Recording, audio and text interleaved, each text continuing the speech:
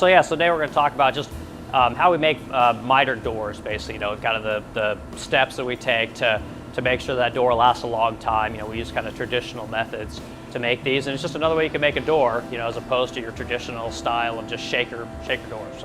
So what we're going to do is this is essentially a mitered door, right? You got your 45-degree miters here. You got your center panel. So there's essentially 5 components, 1, 2, 3, 4, 5, right? And then we have some kind of a biscuit here on the inside. So we'll take this thing apart. We'll kind of look at it, kind of see how this is made.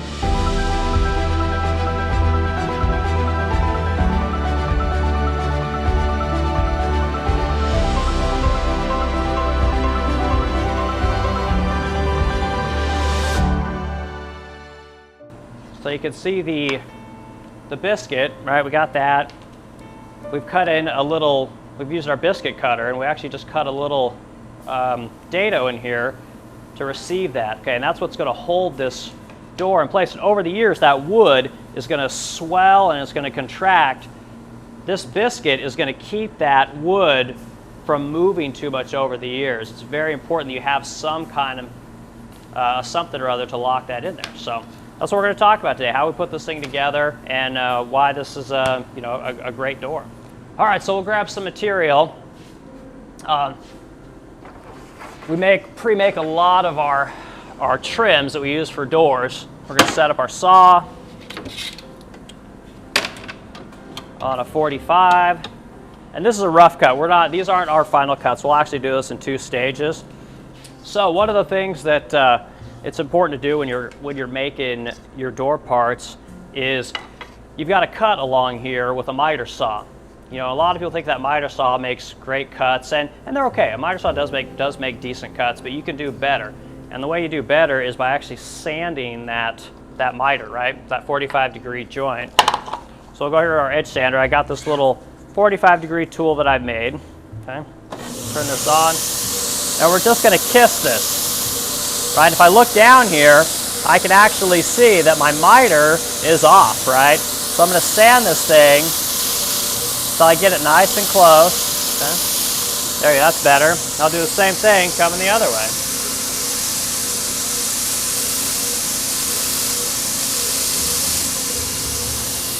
And now I know that my miter, my 45 is good, but also perpendicularly it's good too. Okay, I'm at a nice 90 that way as well. So then we've got to cut in our biscuit, right? We've got to have the dado to receive the biscuit itself, okay? I'm going to measure over here. And I know that basically 1.5 inches is where I want to be, but you have to measure whatever kind of biscuit you're using. All right, so measure there. Get our biscuit. And depending on what kind of material you're using, like this has basically a 7-degree bevel along this edge, right? So I can't come off of the front. So I got to go off the back side of my piece here. So I'll take my biscuit cutter. I've got it set up at basically 3/8 of an inch. I've got my mark here.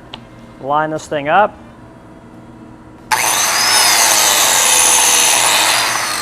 We're going to cut that in there.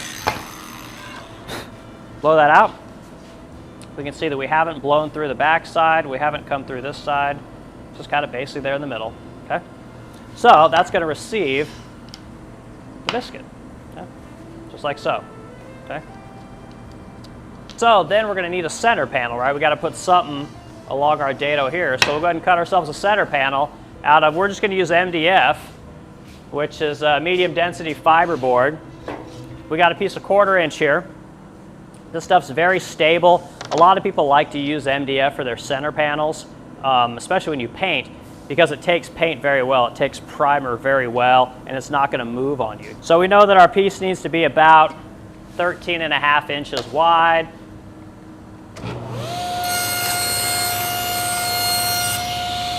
We'll make that cut. And we know that we need to be about 21 inches going up and down. So we'll set this thing up at 21.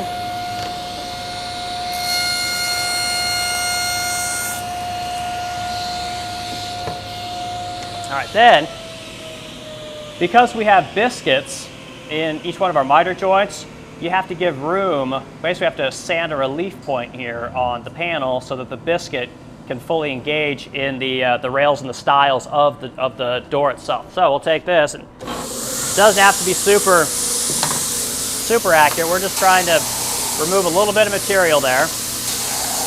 Give room for that biscuit to do its thing. And something like that.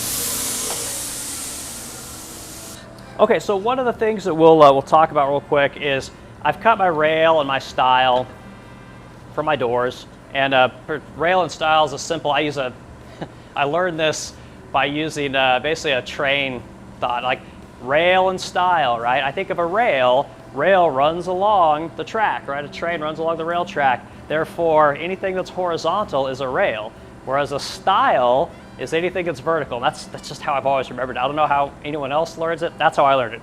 So anything on a door that is horizontal is a rail. Anything that's vertical is a stile. Same thing on a cabinet. If we come over here to this cabinet that I'm building real quick, this is a piece of trim, but I would actually just refer to this as a rail, right?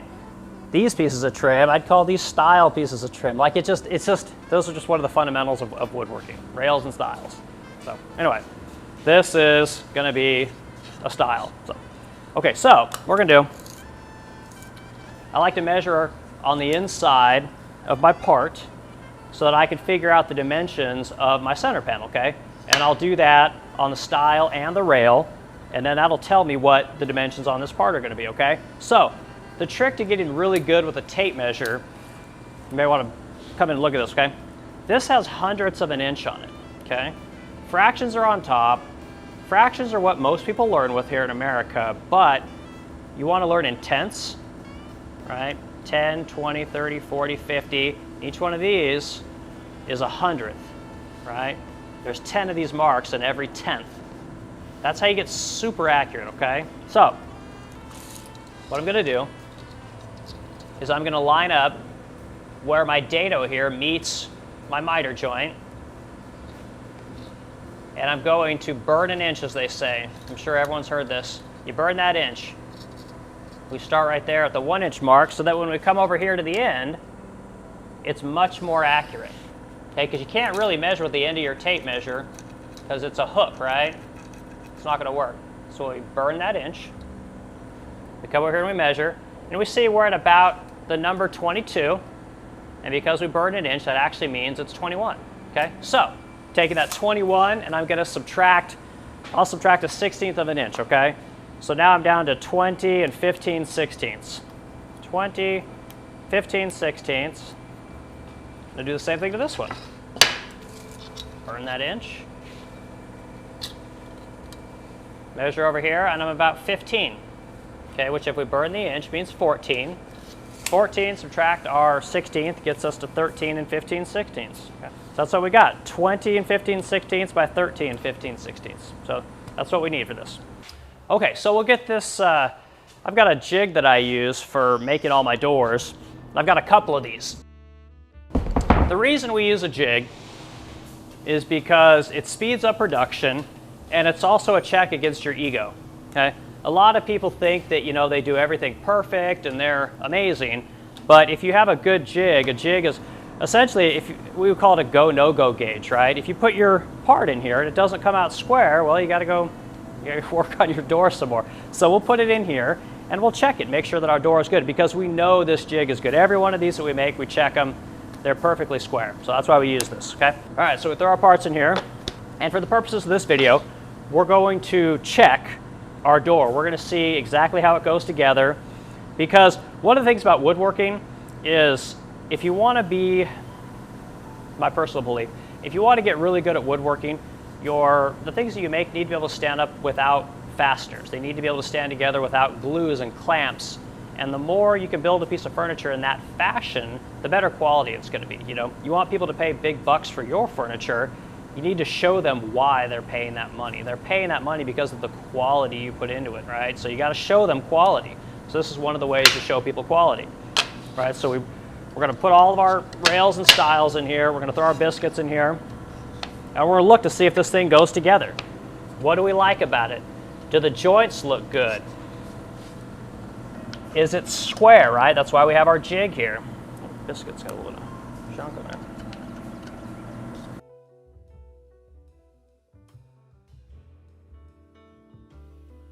Yeah, getting this door to go together is super hard because it is so humid out today. The wood is just swelling and moving all over the place, especially hardwood. Hardwood moves so much. MDF not so much, right?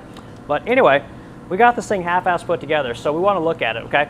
So if you look right here, you see gaps, right? Like I can try and push this thing together, you know, try and knock it. We still see gaps there, okay? We're gonna fix that. So this edge sander, this pad's actually an 80 grit pad, which is pretty aggressive for making mitered joints. When I used to work in aviation, I would make tables that cost $100,000, very expensive tables, and we'd make them out of blonde woods like Anna Gray, maple, curly maple. Anyway, what we learned was that when you sand that miter joint, you want to sand that miter joint up to 220 grit. It makes the cleanest joint possible. You cannot get a super clean joint cutting it with a miter saw. You know, we had some of the best miter saws there were, but we would always sand it up to at least 220 grit because it would almost hide that line. Because if you work with a blonde piece of wood, you put two joints together, you're gonna see nothing but black. You gotta eliminate that black, you know? So you sand up to that 220 and it would almost make it go away. So just a little tip there.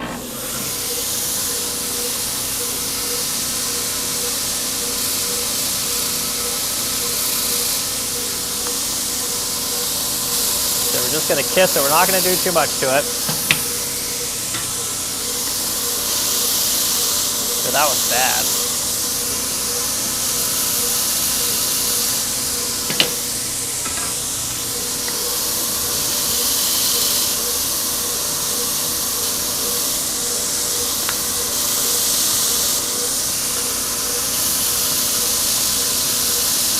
We've kissed all of these on the edge sander. We know that we've kissed it because it's changed the color of the wood, right? When you sand it, it goes from being slightly dark to much lighter, right? Because there's dust inside the pores of the wood. It's a quick way to tell, right? So that's good. So now what I'm gonna do is I'm gonna make sure that all my pieces are the exact same length, right? Some people might take them, just go like so. Finger on there, finger on there. So you see we're off. So we gotta shorten this one be the correct length, okay? So that's what we gotta do to that one. Same deal with this one. Line up the end there, we're gonna check the end of this one. That's pretty good. You know, a little bit, we could probably reduce that down just a skosh. So we'll do that, we'll consider this done.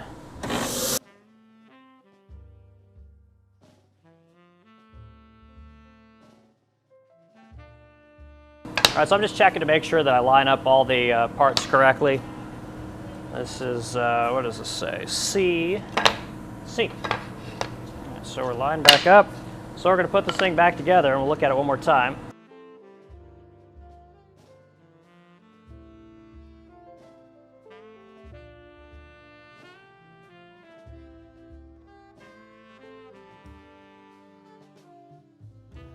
So we got our door lined up.